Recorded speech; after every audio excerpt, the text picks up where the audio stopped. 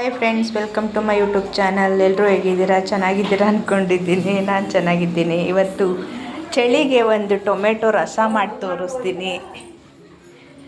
Tomato ರಸ ಮಾಡೋಕ್ಕೆ 2 tomato, ಅರ್ಧ ಈರುಳ್ಳಿ, ಸ್ವಲ್ಪ ಕೊತ್ತಂಬರಿ ಸೊಪ್ಪು, ಒಂದು 5-6 ಬೆಳ್ಳುಳ್ಳಿ ಹೆಸರು, ಒಂಚೂರು ಶುಂಠಿ, ಇಷ್ಟು ಸಾಕು ಟೊಮೆಟೊ ರಸಕ್ಕೆ. ಇದು ಒಗ್ಗರಣೆಗೆ ಕುಯ್ದಿಟ್ಕೊಂಡಿದ್ದೀನಿ.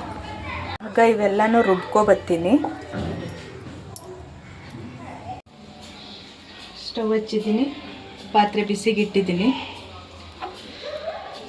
1-2 ಸ್ಪೂನ್ ಎಣ್ಣೆ, 2 ಸ್ಪೂನ್ ಎಣ್ಣೆ ಹಾಕ್ತಾ ಇದ್ದೀನಿ.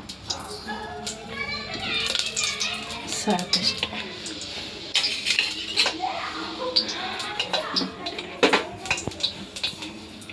ಜೀರಿಗೆ, ಒಂದು ಅರ್ಧ ಟೀ ಸ್ಪೂನ್ ಜೀರಿಗೆ,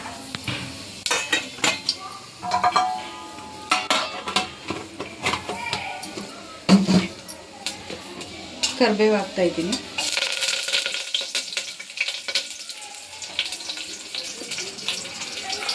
ಕುಯ್ಕೊಂಡಿರೋ ಈರುಳ್ಳಿ ಹಾಕ್ತಾ ಇದ್ದೀನಿ.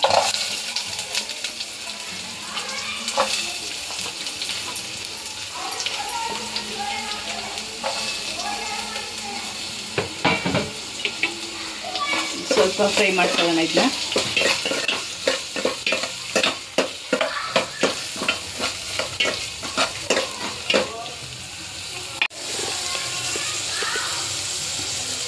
ಈರುಳ್ಳಿ ಫ್ರೈ ಆಗಲಿ, ಸ್ವಲ್ಪ ಬಾಡಲಿ ಚೆನ್ನಾಗಿ ಅಂತ ಸ್ವಲ್ಪ ಉಪ್ಪು ಹಾಕ್ತಾಯಿದ್ದೀನಿ.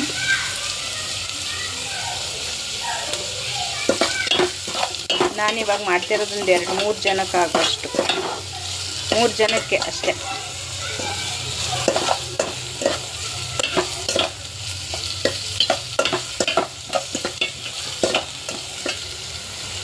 ಇದು ರುಬ್ಬಿರೋ ಪ್ಯೂರಿ ಹಾಕೋತಾ ಇದ್ದೀನಿ.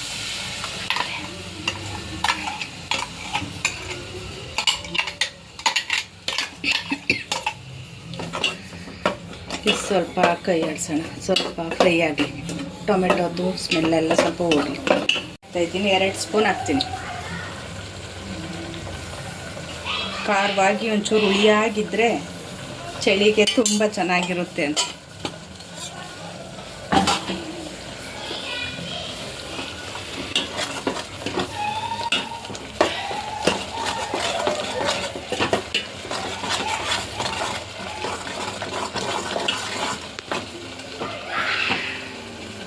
ಇದಕ್ಕೆ ಇವಾಗ ಎಷ್ಟು ಬೇಕು ಅಷ್ಟು ನೀರು ಹಾಕ್ಕೊಳ್ಳೋಣ. ನಮಗೆ ಸಾಂಬಾರು ಎಷ್ಟು ಬೇಕು ಅಷ್ಟು.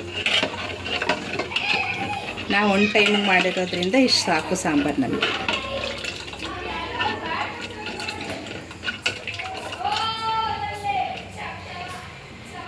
ಇವಾಗ ಉಪ್ಪು ಹುಳಿ ಖಾರ ನೋಡ್ಕೊಳ್ಳಿ.